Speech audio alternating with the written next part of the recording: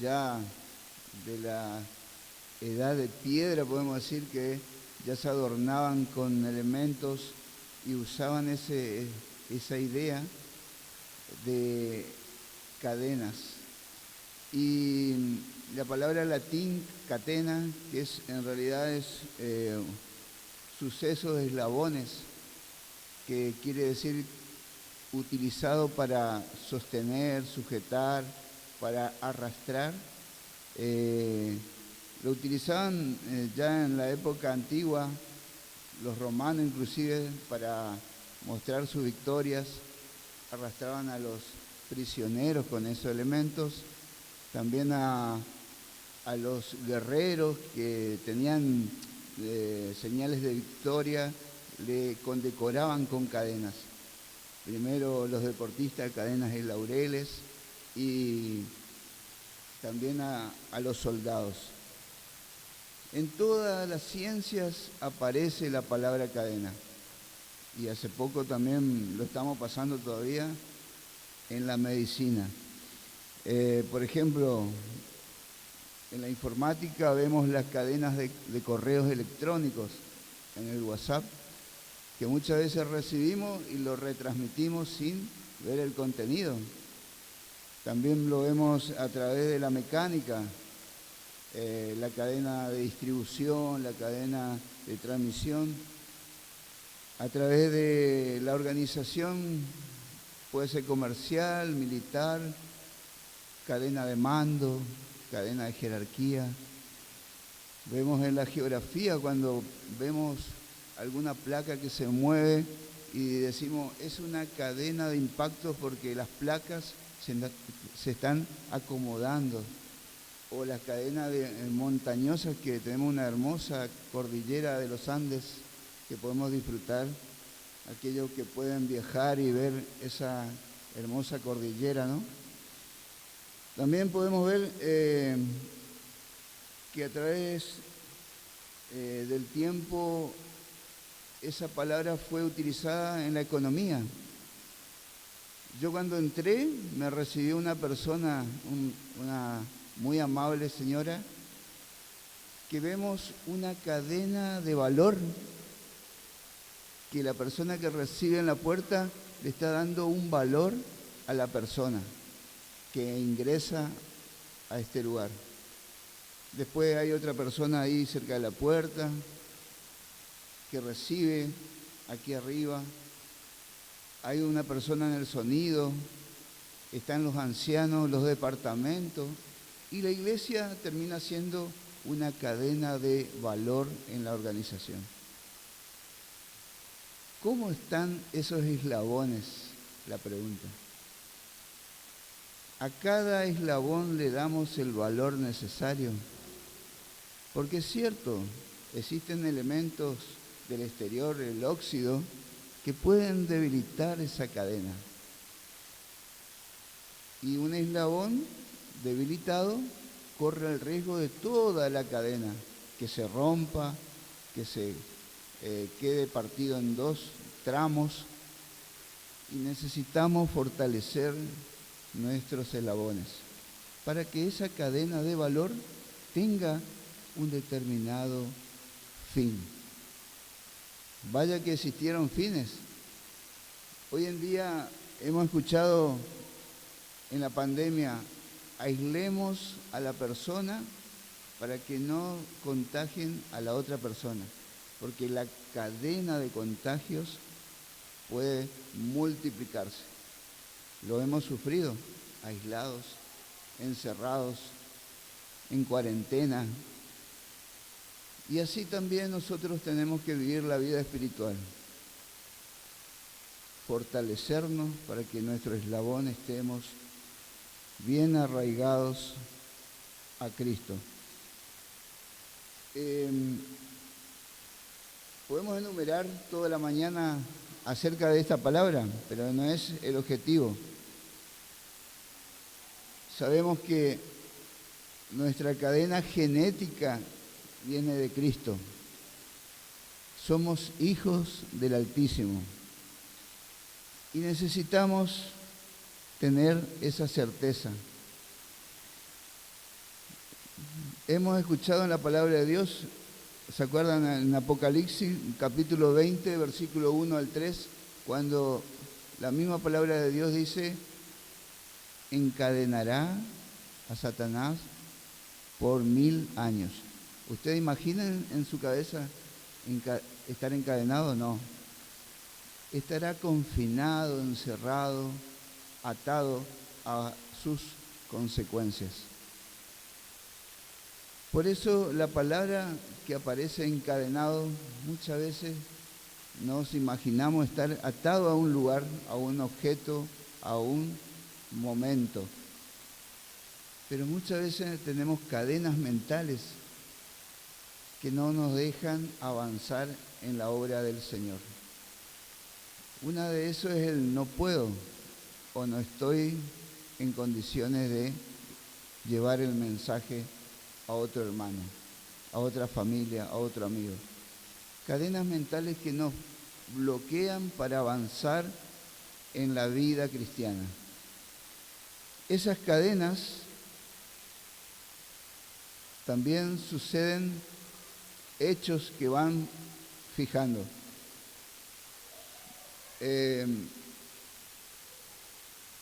¿Cómo curamos esas cadenas mentales?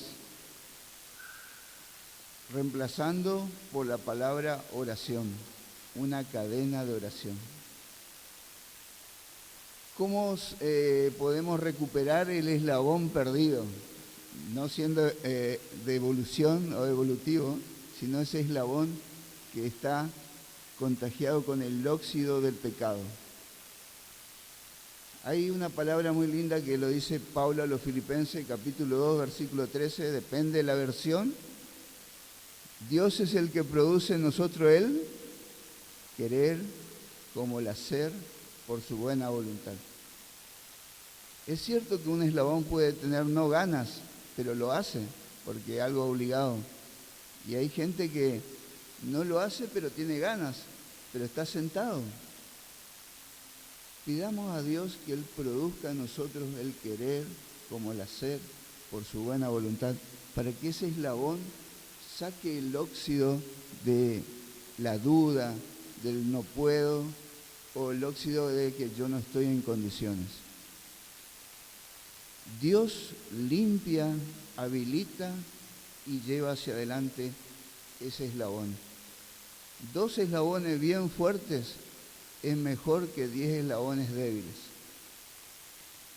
Necesitamos tener en nosotros la victoria que la palabra de Dios lo afirma en Filipenses 4:8.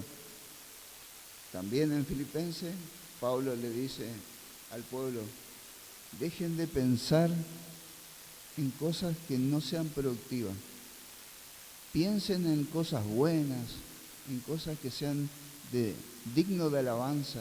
Si hay alguna virtud en alguien, piensen que el que está al lado nuestro tiene algo bueno, que los sucesos que van a suceder, valga la redundancia, de acá en adelante van a ser positivos.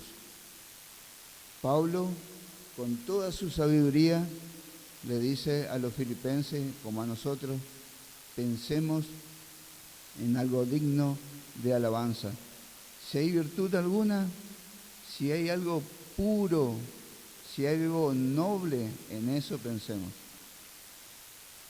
Y una historia muy linda que sucede con los primeros discípulos, le pido que me acompañen, en el libro de Juan, capítulo 1, versículo 35 al 51. Vemos una cadena de sucesos donde la vida de Jesús fue dándole significado a cada persona. Capítulo 1 de San Juan, versículo 35 al 51. No lo vamos a leer todo, pero vamos a resaltar algunos versículos que me parece interesante. Vemos que en el llamamiento de los primeros discípulos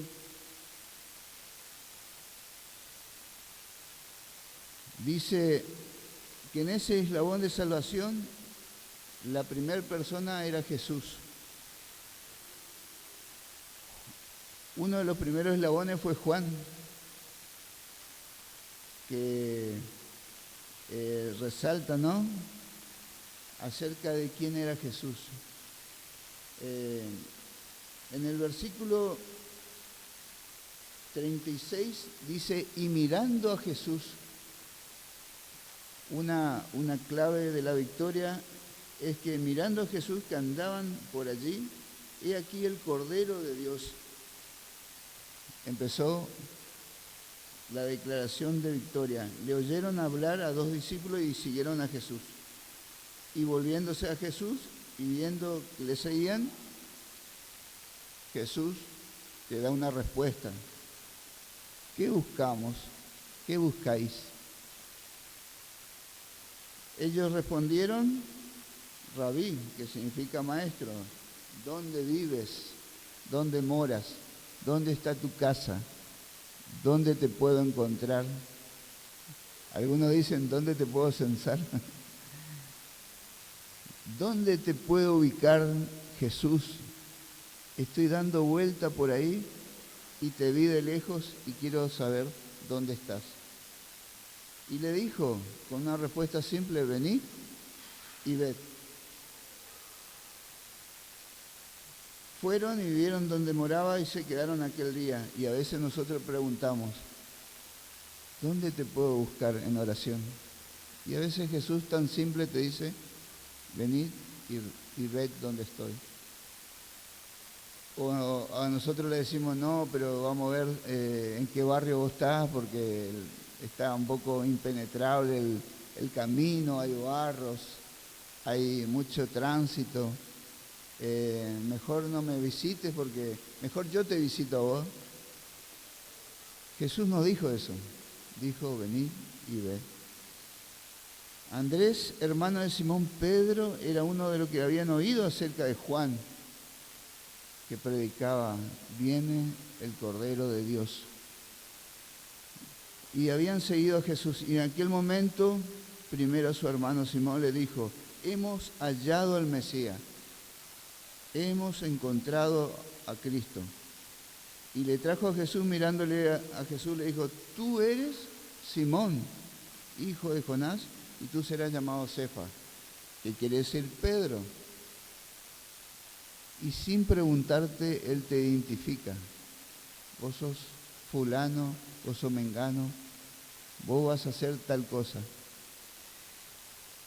El día siguiente Jesús fue a Galilea y halló también a Felipe y le dijo, seguime. Otro eslabón, se fueron estirando la cadena con otro eslabón. Felipe fue a Betsaida, ciudad de Andrés y Pedro. Y Felipe halló a Natanael y le dijo, hemos hallado a quien, aquel escribió Moisés en la ley, así como los profetas, Jesús, el hijo de José de Nazaret. Y Natanael le dijo, ¿qué? ¿De Nazaret? ¿Del instituto? ¿De Posadas? Ese. ¿Puede salir algo bueno de ese lugar? ¿Puede salir algo interesante? Le dijo Felipe, ven y ve. Yo no te voy a hablar con mis palabras, no te voy a convencer yo. Te va a convencer Jesús, su palabra. Entonces Jesús le vio a Natanael y sin más palabras le dijo, yo te conozco. He aquí hay un verdadero israelita. He aquí hay un verdadero posadeño, español, correntino, a quien no hay engaño, que es sincero, que me busca con toda honestidad. Le dijo Natanael, ¿de dónde me conoces? Si yo nunca me presenté con vos. Respondió Jesús y le dijo, antes que Felipe te llamara, cuando estabas debajo de la higuera, te vi. Antes de que vos vinieras a este lugar, aunque no tuvieras ganas, aunque no tenías la intención de estar en esta mañana, Jesús te vio. No importa el barrio, el lugar, la zona que estamos. Jesús nos ve y Él te eligió. Respondió Jesús y le dijo, porque te di debajo de la higuera, ¿crees? Cosas mayores que estas verás.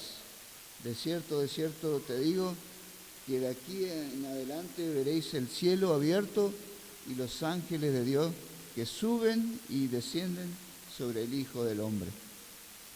La promesa está dada. Jesús te quiere utilizar en esta mañana. Jesús quiere fortalecerte como un eslabón valioso.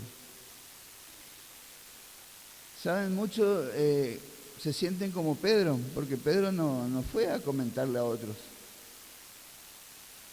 Pero todos los otros discípulos fueron a comentarle a otros que vieron a Jesús. Pero yo quiero que me acompañen en Hechos de los Apóstoles, capítulo 2, versículo 41.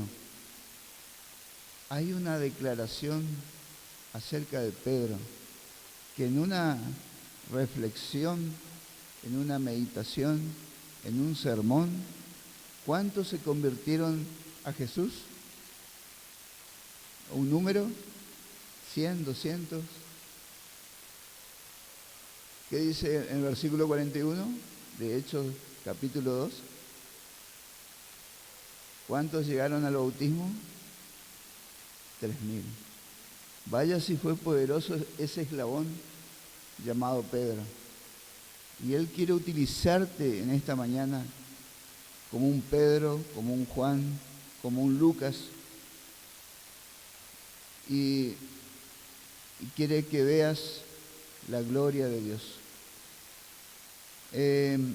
Ahí un poquitito más adelante, Hechos capítulo 11, versículo, es lindo leerlo del 21 al 26, pero el 26, ¿cómo le llamaban a esos apóstoles que estaban reunidos en esa mañana? Verdaderos cristianos. Ellos se congregaban todo un año enseñando, profetizando, fortaleciendo, y esa vida consagrada a Dios, los demás le llamaban cristianos. Si pregunto, ¿por qué te llamas posadeño, o misionense, o misionero? ¿Qué rasgos tenés? ¿Te identifican afuera que sos un eslabón de salvación, una cadena de salvación? ¿Podemos llamarnos cristianos que llevamos a Cristo a otros? La pregunta es, si nos denominamos cristianos porque nos congregamos un determinado día, nos denominamos cristianos porque seguimos las pisadas de Cristo, o porque realmente enseñamos, predicamos, hacemos discípulos. Nuestro gran desafío es ir y predicar a todo el mundo, no solo enseñando todas las cosas que ha dado Jesús, sino que haciendo discípulos, para que crea en todo lo que Él nos ha dejado. Si somos cadena de salvación, el desafío está dado. Seamos un Natanael, un sincero israelita, un sincero posadeño que busca a Jesús. O quizá algunos se consideran un Pedro, que tienen temor de hablar en público, pero cuando lo habló, el Espíritu Santo tocó a 3.000 personas y se convirtieron a Jesús. Dejemos que nuestra vida seamos utilizados por Jesús. Seamos eslabones fuertes, esos eslabones que permite arrastrar hasta un barco. Si bien algunos son cadenas de oro, de plata, otro material, que condecoran y embellecen el lugar, seamos también cadenas de salvación. Dios nos quiere utilizar en toda su plenitud, así como lo utilizó a Lucas, a Juan, a Pedro, a Natanael y a muchos más. El desafío es esta mañana salir con la mentalidad que soy un eslabón importante, para que toda en esta cadena de valor que somos nosotros podamos reflejar al mundo. Amén, hermanos, ¿podemos lograrlo? ¿Podemos decir de hoy en adelante, yo soy una cadena de valor, una cadena de salvación? Amén. El desafío en esta mañana es que nos consideremos más que una cadena pesada, sino una cadena que sea ligera, fuerte, resistente y que pueda traer a otros a los pies de Jesús. Amén. Y así como estamos, le invitamos a todos que nos pongamos de pie. Le voy a invitar a que hagamos una palabra de oración para que en esta mañana salgamos con toda la fuerza para invitar a otros a predicar, a llevar el mensaje de salvación. Oremos. Amantísimo Padre que estás en la altura de los cielos, te agradecemos por tu palabra que permites fortalecer a nuestra vida para ser verdaderas cadenas de salvación. Fortalece nuestro eslabón de vida para ser una cadena de valor, poder fortalecer a otros que necesitan de tu palabra, llevar el mensaje de salvación, de alivio, de ánimo en estos momentos difíciles que están pasando las familias. Te agradecemos por cada niño, joven, adolescente, adulto que está en esta mañana, la familia que representamos, para que podamos salir fortalecidos en ti. Pedimos esto sin merecerlo en tu nombre, Señor Jesús. Amén.